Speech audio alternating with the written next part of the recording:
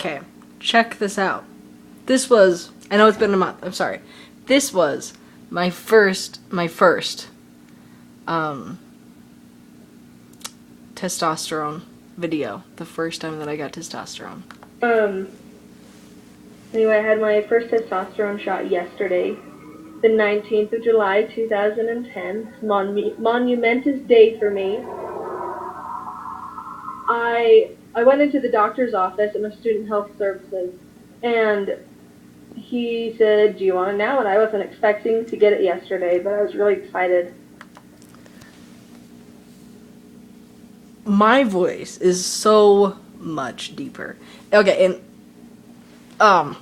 you'll notice that when I was speaking there, I was purposefully trying to speak low to pass as much as I could as a man.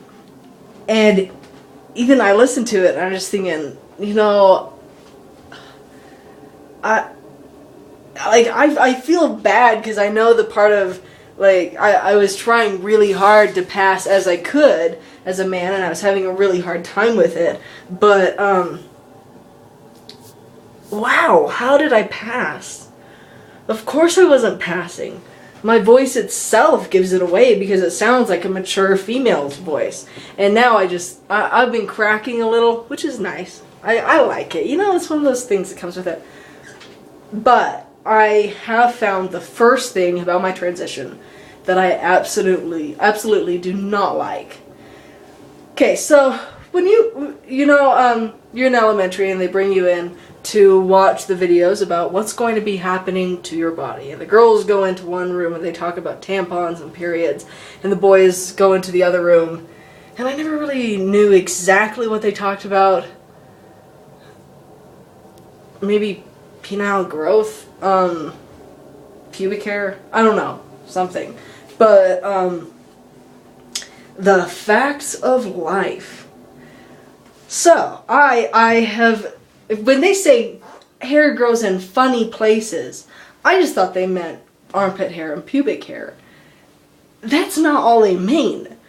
Oh, and I've heard people say this before, that the hair grows in, this is inappropriate, okay, in their ass crack. I've heard people say that it grows there before. I never had the guts. Oh, and people say in their anus as well. And I've never had the guts to ask what I really wanted to ask. Do you mean like hair grows on your butt, hair grows in the crack, or hair grows in your anus? And you know, they meant just that, like hair, it grows in your ass. Everywhere. Everywhere is how my friend says it. I asked him and he says everywhere. All three.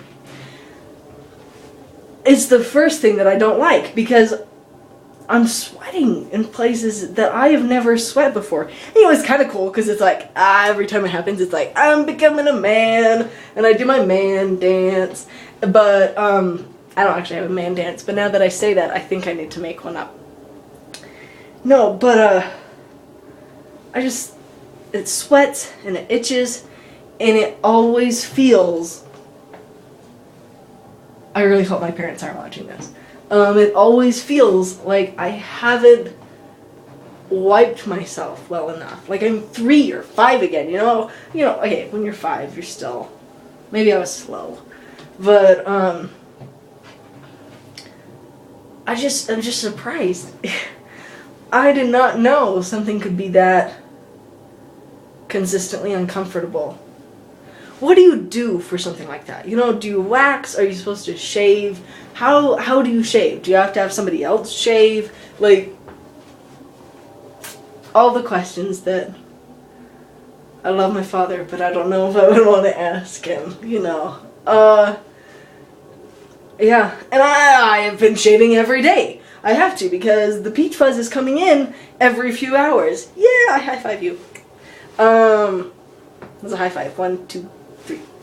Okay, so I love that. Oh, I love shaving. I don't know. See, I hope I'm not ungrateful eventually and just be like, oh, I don't want to shave every day. And I can understand that for like a guy. I mean, like a biological man who doesn't want to shave every day, he's kind of stuck with it. Especially, I feel terrible for MTF transsexuals, because that stuff is hard to get rid of. I don't know that you ever can totally get rid of it. I think not, but I'm not 100% sure on that. But I hope I'm not ungrateful, because after living 20 years as a woman and not being able to look in that mirror and see the 5 o'clock shadow, something I've wanted, I hope I don't become ungrateful. Like, one day I wake up and I'm like, oh, I have to shave again. Like, yeah, you spent 20 years wanting to shave. You know, deal with it. Anyway, I did have a friend was talking with me about shaving, and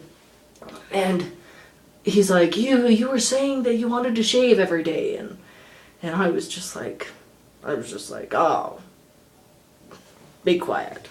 I thought it was funny. That was a terrible retelling of that story. I'm not very good. This is what frustrates me about myself.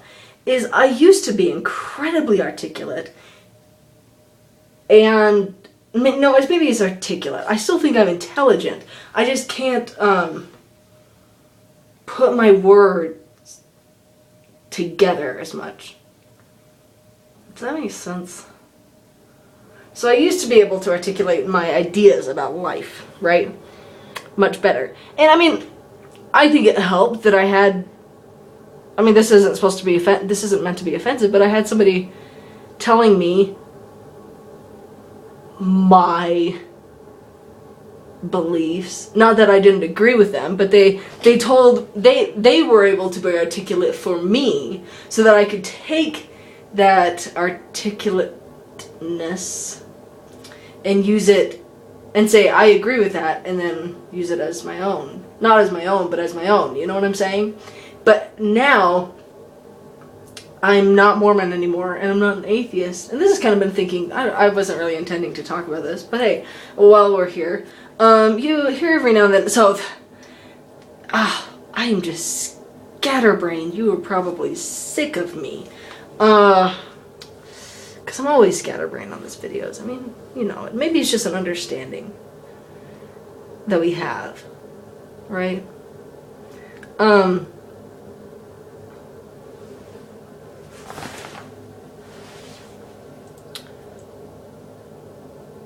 What was I talking about? What I believe. So you'll hear people every now and then joke about atheists not believing anything, right?